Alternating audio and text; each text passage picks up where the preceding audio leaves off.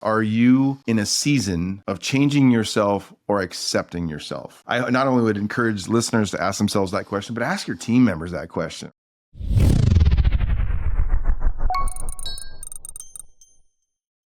Hey, what's up, everybody, and welcome to 5 Minute Founders, the show where we pick the brains of actual founders for the strategies, growth hacks, and stories of how they built their own companies. I'm your host, Matt LeBlanc, and my guest today is a PhD in industrial organizational psychology.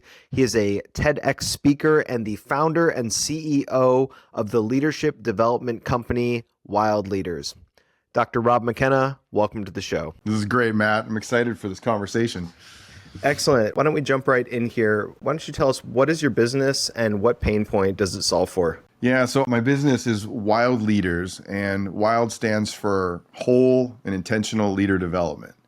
And it kind of has a double meaning because it's also this idea that every person, every leader has a wild story as well. I love that word wild. I always, when you name your business after a word, you start to hear the word everywhere. And when people use it, they say, man, that's wild. Like, what do people mean by that when they say that? And it's like, and I looked up the definition at one point. It means something is like surprising and unexpected, but yet somehow has truth in it. And we started, the official version of Wild launched in about 2010. And the original vision was to transform the way that we develop leaders, and the idea that we could develop them as whole people, and also leverage like what's literally the century of research on leader and organizational effectiveness and performance, but also on development. And so I set out to build a tool and a way to actually do that kind of thing. I didn't want to speak about great ideas in whole leader development. My hope was actually to build a process and a way to do that. And so that's been a really important piece of this business even today, as we started off investing in developing leader capacity. I will say that one of the things that has changed more recently is that I think, how you set out to do one thing and you realize you're actually doing something else. And so when we set out to invest, I developed this platform of tools. You take the best psychology and you build this set of developmental assessments that could live inside an organization and be a way to develop leader capacity and team capacity. What we discovered over the years, that there was a core outcome emerging from that investment. And the core outcome was trust. That as people were beginning to understand each other more accurately and effectively and understand themselves and share that awareness, and using, by the way, some really basic principles around competence and purpose and whether they had support or not, and motivation, and giving them a way to have those conversations, is that they started to trust each other. Yeah. Which drove our business today. So much of our work is around building whole and sustaining trust into the strategic moment that organizations are facing. And so that's the work that we're doing today. I see. So, you're sort of leading me into my next question here, but I just wanted to pause for a moment just to kind of talk a little bit about the toolkit that you developed. Can you tell us a little bit about, if I was, a business owner and, was to hire you to sort of do this with my company, what does the toolkit kind of entail? Is this software? Is this survey that people fill out? Like, how are you developing leaders in this way? Yeah. Can I give you the backstory? The backstory is kind of interesting of how I got to this. So in my 30s, I got to be a part of multiple longitudinal studies of leaders. And longitudinal being, that's the research geek in me saying, basically we study them over time. And we actually followed a group of leaders in one particular study over about 6.5 years. And they were in the aerospace industry. Then I got to be a part of several other longitudinal studies. So it's an amazing story of like watching leader development happen over the long haul. And we were applying some of the best psychological principles, like what do we know about leader development? We were bringing in the best theory we could. We had a group of subject matter experts who were digging into all this data. And one of the things that occurred to me, Matt, was the leader's story from a whole perspective is much more complex and nuanced than one moment, than just their strengths or their personality. It was so much more than that. It included things like I've mentioned already, their motivations, whether or not they felt supported or not and had mentoring voices in their lives. Yeah. Whether or not they understood their own competence. Because it's one thing, for example, to know, okay, here's my competencies.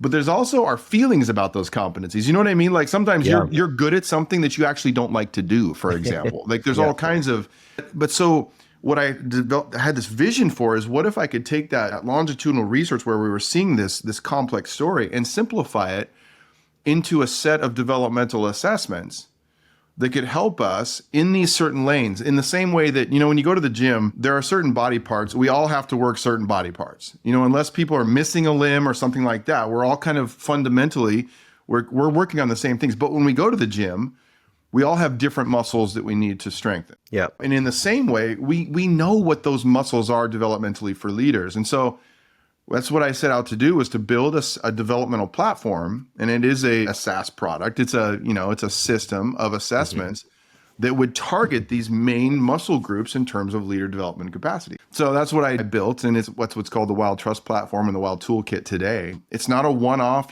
So many people do like a book club, or they do like a training session on conflict or whatever, that it actually hits all those lanes, but lives inside of the structural and business reality of an organization. And so that's what the tools are. Absolutely. And I know you do have a background in psychology and industrial organizational psychology, which did a little bit of reading on. Seems to be psychology that's super plugged into business, recruitment, kind of a lot of the themes that you're working on in leadership. Really sort of perfect background in what you're doing. I'd love to talk to you about that journey in a little bit here, but before we kind of move on, I wanted to ask, you mentioned trust before. The headline on your Wild Leaders website right now is leadership equals trust. I wondered if maybe you could just take a second to unpack that for me and kind of tell me why that's such a relevant and prominent idea in what you do. Matt, thank you for asking, because it's that statement, and it literally says leadership equals trust, right? Right.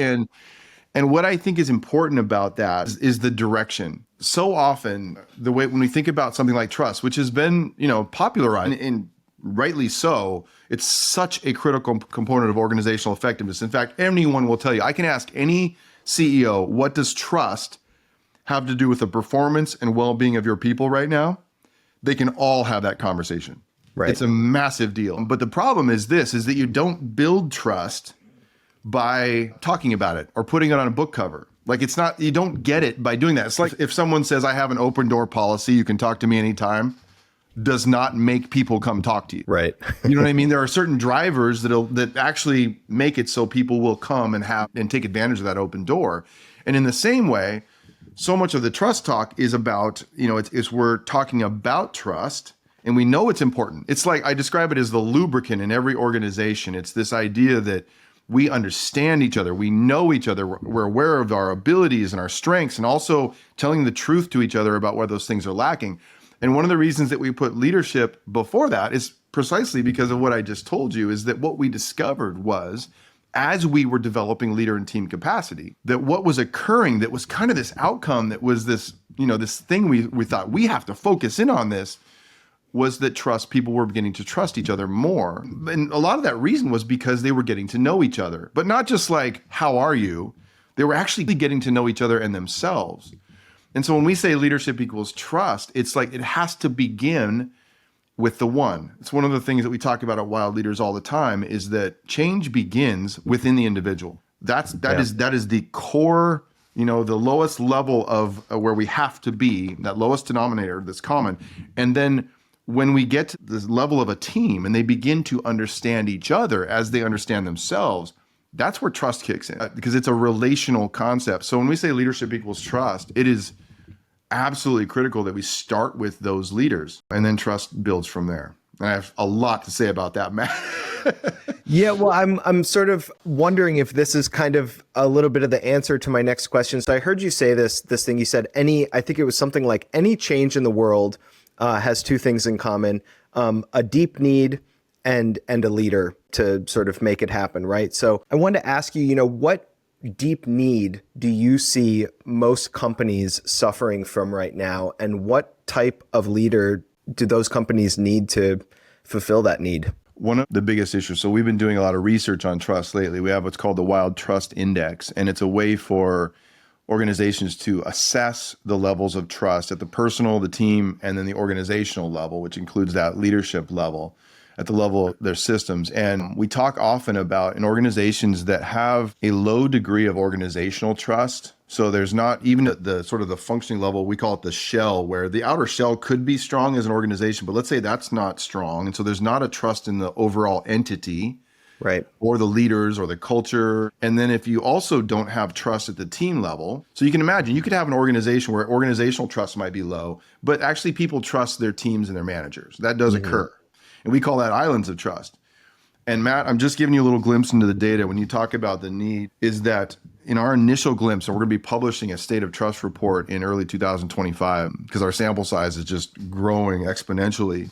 But half of the organizations right now, according to our data, live in what we would describe as the jungle of trust. What meaning, I think of jungles as pretty chaotic, and they're dark, and I don't know what's around the corner. And when I look at that data, and I can literally map the data out, what I see people. These are human beings who are functioning within organizations where they have a high level of distrust in the organization, maybe a high level of distrust in themselves, and a high level of distrust in their team members. And I've been there. I think most of us, I don't know if you have before in the past, but it's like, This is a horrible place to live and work.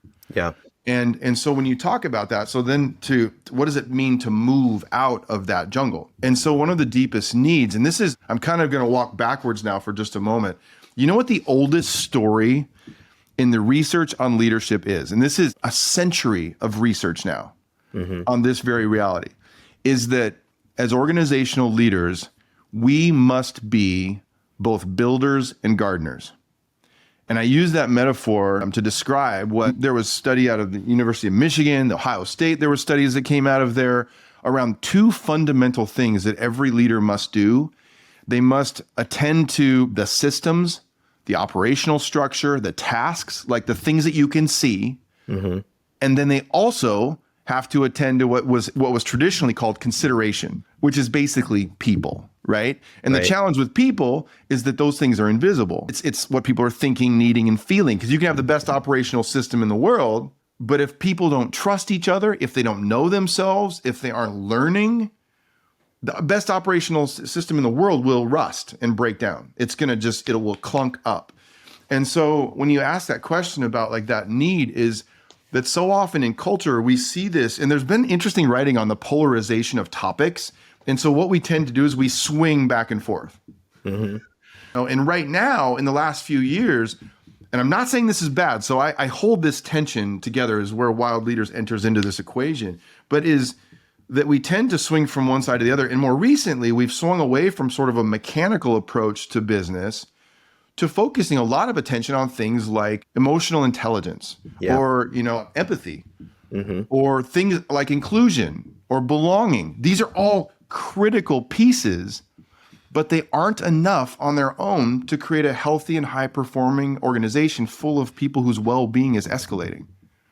They have to have both. And so when you ask that question, my answer is to build up a generation of leaders who understand and can move toward the tension between both the building part and what I describe as tending to that fragile garden of relationships that is also necessary for us to be well as we build. I hope that answers your question. Absolutely. No, you're giving me so much here and so much to chew on. I did want to shift gears a little bit because, you have this really interesting background. You had this sort of academic background in psychology. You have a PhD, and then you moved into starting this company, right? I wanted to talk a little bit about that growth and some of the strategies that maybe you've used to do that. You've worked with some really high profile clients. I wonder if you had any sort of success stories of using your Wild Leaders toolkit within these organizations that you could share.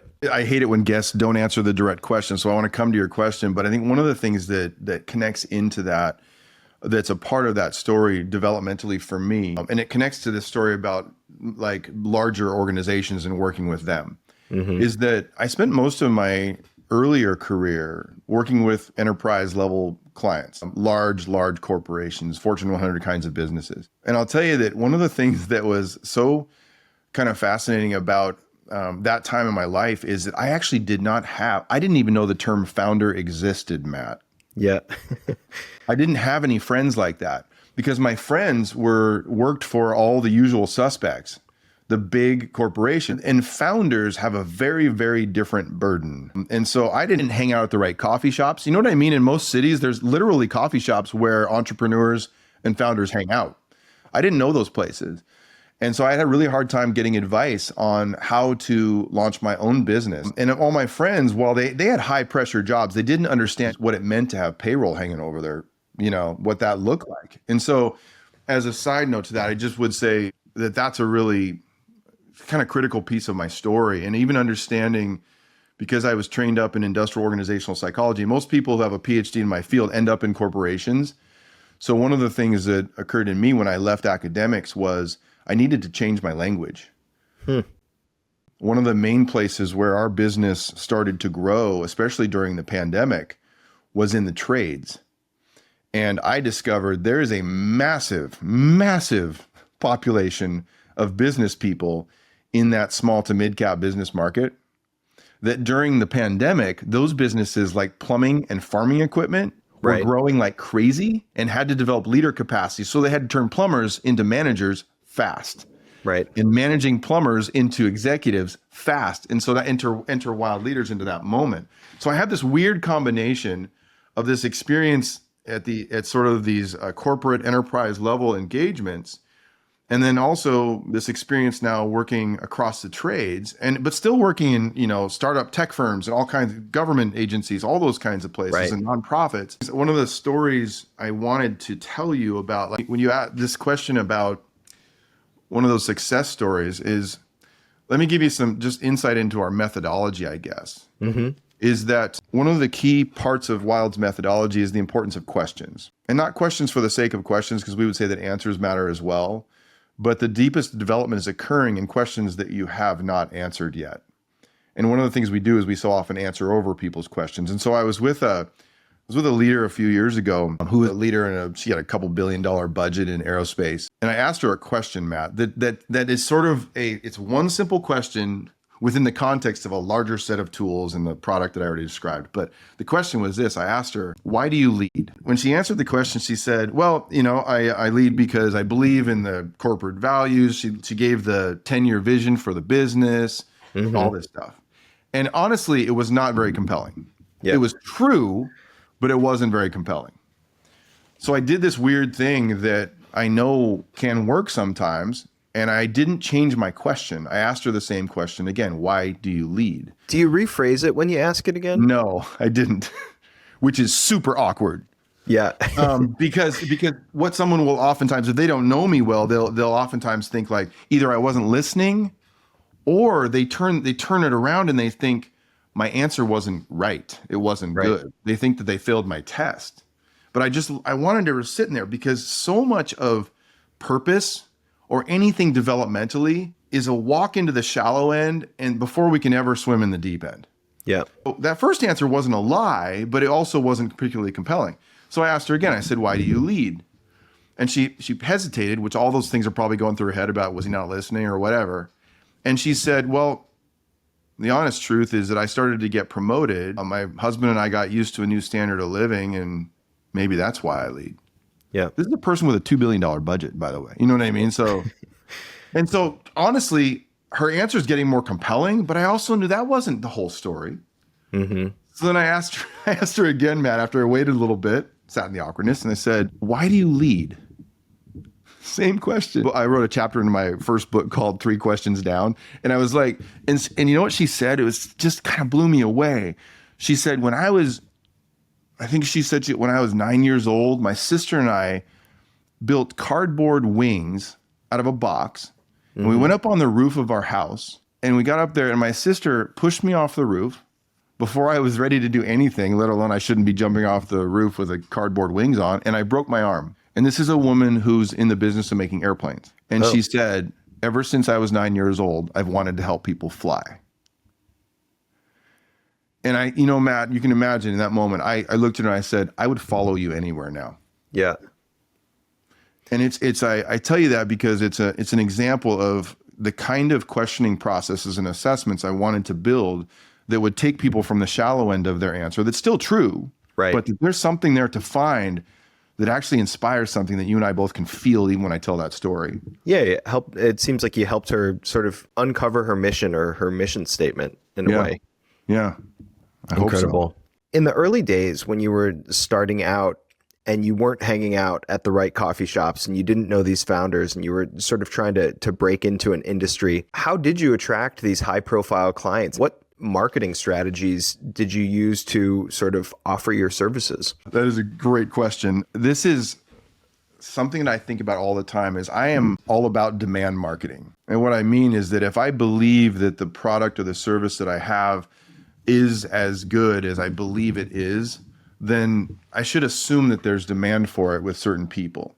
Mm-hmm. And what I would say that large or small, the most effective strategy for securing the right business is, first of all, this is the editability of the leader. So I made up a word years ago that I've used often, editability. Mm-hmm. And what I mean by that is the willingness of the leader to have the backspace key hit on things that may even feel like they're a part of their character. And so with client organizations that we work with, and this is what I mean by demand marketing, like we have said directly to a CEO, very powerful CEO at times, and said, if you're not actually engaging in the process, we can't work with you. There's two reasons. It's not just modeling. A lot of people think, the CEO needs to model the behavior. It's not just that. It's because that leader is most likely going to be the place where all of the problems and solutions begin. Right. And so we're going to end up doing that work anyway. And if they're not willing to edit, they're not developmentally ready, then why are they engaging anyone else in the process? First of all, but the second thing I would say is this: a great business lands the right deals and fails to close the wrong ones. Mm-hmm. I've heard someone say that a little while back, and it's so true. That the focus on landing all the deals is not the goal at all. Yep. And I know that requires a deep strategic focus and understanding who you are and what you do well. But boy, that really helped me to let go of the failures and realize, gosh, there's a reason why that probably didn't occur. And I'm not saying those are bad potential customers or clients. Sure. But that we wouldn't be the right fit anyway. Sure. So I'll refine my question then. How did you even go about sort of locating those right clients? I know that you have a podcast, The Wild Conversation. How have you leveraged that or maybe digital marketing to sort of attract new clients?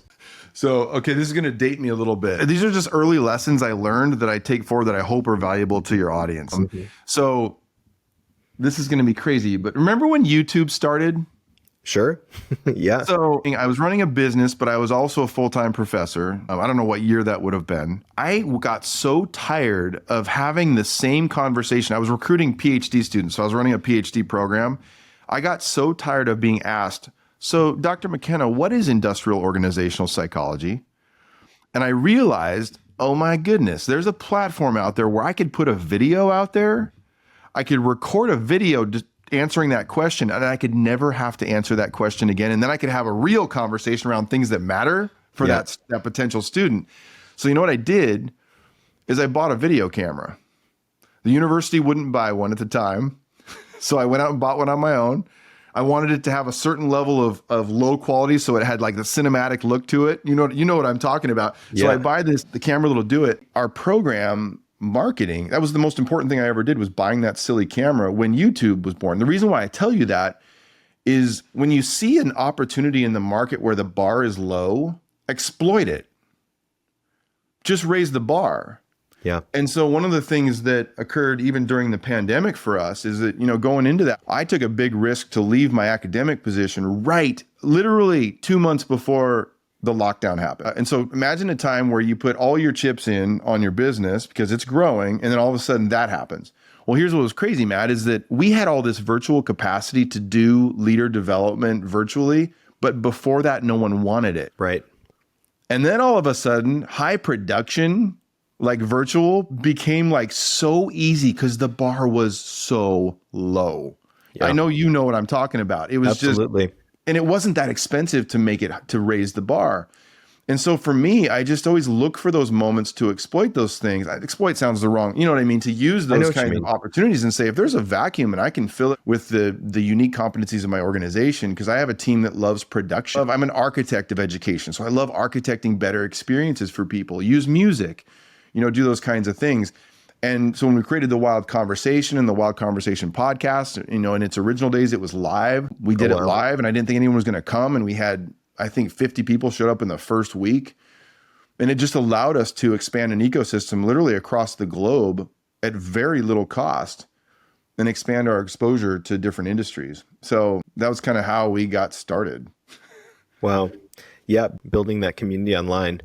Yeah. I'm curious, how do you differentiate yourself or your toolkit, I guess, in a really competitive market of leadership development? The leadership development market is a red ocean. There is so much out there. It is a massive, massive industry. One of the things that is a differentiator for us is we do have a product, but a product that in a system of tools and assessments that breathe is the way I describe it. One of the keys to that is not producing a one size fits all kind of experience, but is that for us, and this is based on the research on leader development and trust and all of it, is that we must be able to identify the strategic moment that an organization is facing in order to serve them well. So one of the unique factors is that when it comes to leader development, what people are most used to, I think I can still say this today, is that leader development is training, it's go to a conference, it's read this book, it's get this certification or degree.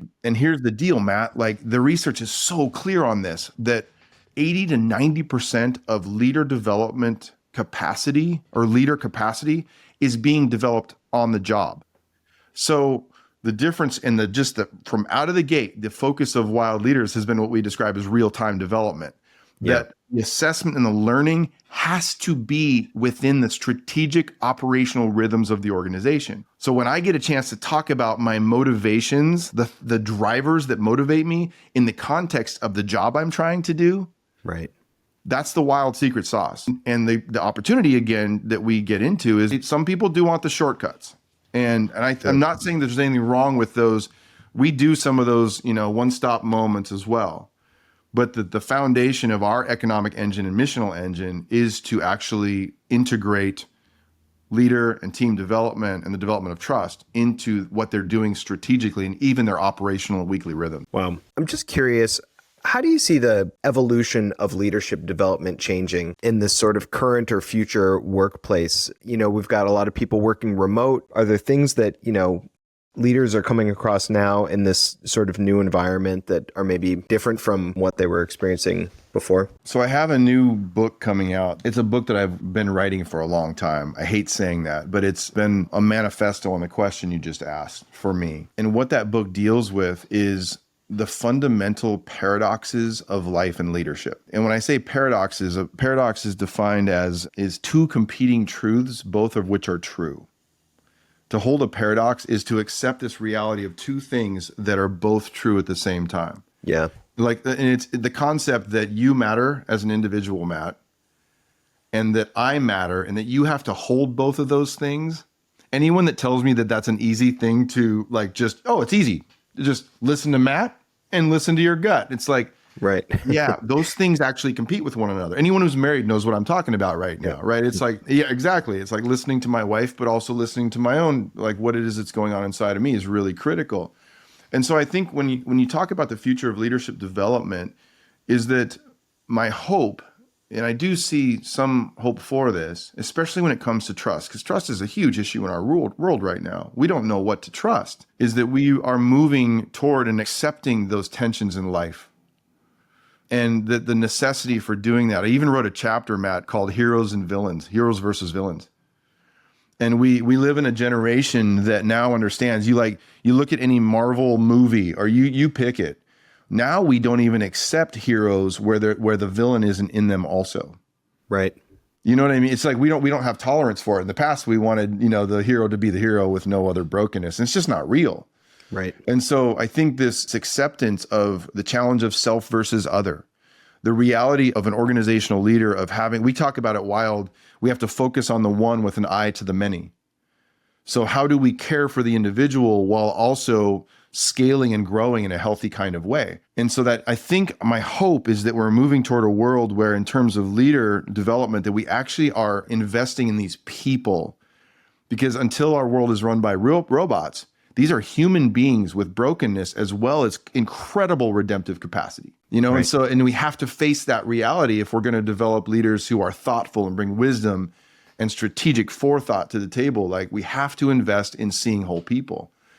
And I do see some momentum in that direction. So I hope that's where we're going, as opposed to sort of one size fits all or one-sided solutions to problems. I think that what you're talking about is, in my opinion, really in the zeitgeist right now.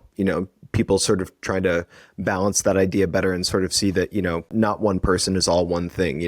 Are any of us good guys if you judge us on our worst day? Yeah. Maybe. Yeah, absolutely. A couple more things here. I ask this question to everyone. I always love to get the answers to it. In terms of this entrepreneurial spirit and building a business, what constitutes a successful founder? This question took me down a path that I've wanted to say out loud. So I loved it that you asked this question, Matt. I have to start with, so part of the Wild mission is this statement, and it's where your question takes me. And we talk about our mission is to prepare a generation of courageous and sacrificial leaders. Again, a paradox, right? Of courage and conviction, but also willingness to sacrifice. Like, what does that look like? Like, how do I preserve myself and sacrifice myself at the same time? And the follow-on to that is, it says, a generation of whole and trusted leaders who will bring thoughtfulness, conviction, hope, resourcing, strategic thinking, and deeply rooted care to the institutions and people that they serve. And the reason why I thought about that was my wife and I and our sons, before they left home for college, would watch Shark Tank all the time. Mm-hmm. And it was really interesting, back to that comment that we talked about earlier, that every major movement of change begins with a need and a leader. Like, it starts there. And we spend so much time talking about finances or what's the growth plan for the business. And I think about Shark Tank, where they're interested in the business model. Do you have a product or not, right? Yeah. And that we spend so little time, even though those folks know it, right? Is that investing in that founder is absolutely critical. Yeah. But it gets such a light touch because we know that they can have the best product in the world, but if there is something off with that person, they're not developmentally ready, they're not willing to learn, they're not willing to see where they're a problem for the business or where they need to grow or where they need help. It's like having a Shark Tank without water. You know what I'm saying? It's like you don't have, without the water, there's something missing. And it's kind of a ridiculous proposition. And so I think the thing is this, for founders out there, it is a deep and heavy burden to bear, a burden that I think only other founders will really understand. Mm-hmm. And someone said to me recently, they said, until you've put your signature on the front of a check and not just the back, you're not truly going to understand. And so as a founder, investing in your own development as a business person and as a human being, the human doing and the human being is so critical. Wow. I feel like you tied up all of our strings today just with that answer. Thank you so much for that. Without taking up really any more of your time, I just had one more question for you. We have a lot of founders, a lot of business leaders that listen to the podcast. If you were going to leave those people with one question to answer for themselves today, what would you ask them, and why do they need to answer that? I mentioned to you that we have a podcast also, and we finished with a question. I knew what the answer to this question is as soon as you asked. The question that we ask is, are you in a season of changing yourself or accepting yourself? Why this question? Why is that what I would leave people with? Because I think it is a wild invitation. It is a whole invitation. Yeah. That beginning of the journey starts with the reality of editing. It's like the question itself begs for like more, knowing where I am and then figuring out, are there things I need to just kind of sit in and accept or change, is just a start. And so I not only would encourage listeners to ask themselves that question, but ask your team members that question. Are you in a season of accepting yourself or changing yourself? And you'll be surprised. People will surprise you with their answers. I love that. And I appreciate it so much. Immediately, I find myself stumbling down that path. What is my answer? I must admit, I would think that the answer would be more readily available to me. And at the same time, I'm sort of like, no, I need some more time with this. So Rob, thank you so much for that and all the time that you spent with us today. Can we maybe just end here by sharing some places where people can find you, learn more about you, or learn more about Wild Leaders? For any information on our platform and toolkit or the Wild Trust Index, if you wanted to use that for your organization, it's an incredible assessment and measurement of trust as a starting point. But go to wildleaders.org is the place to start. And then to reach any members of my team, it's just contact@wildleaders.org. We will get back to you. Absolutely. And unofficially, I would just shout out the work that I've seen you do on YouTube with TED Talks. If you're looking for a compelling 20 or 30 minutes there, definitely search Dr. Rob McKenna on YouTube for his TED Talk, Under Pressure. Really hit home with me. Rob, thank you so much for your time today. Thanks for being here. It's a pleasure, Matt. If you are listening and you are interested in exploding your own digital growth, you can get in touch with Jump 450 in the link below in the description. That is www.jump450.com. And do not forget to subscribe for more weekly episodes. We'll see you next time.